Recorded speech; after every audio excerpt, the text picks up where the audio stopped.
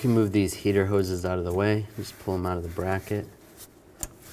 Slide them to the side. Then you can access the coils. You can take this wire off right here. Just twist it back and forth. Should be able to do it with your hand. And just slide it off like that. Disconnect the connector. There's a little tab.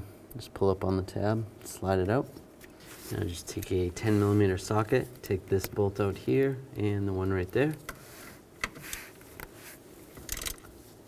Pull those bolts out, grab the coil, just slide it up. Take the new coil, set it in position, put the bolts in, get those started.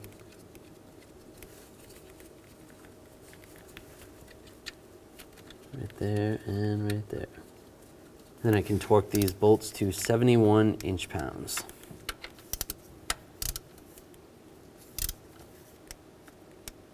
Plug in the coil, lock it in place, take the coil wire and slide it on. Then we're going to do the same procedure for the rest of them. And move these heater hoses, put them back in the bracket.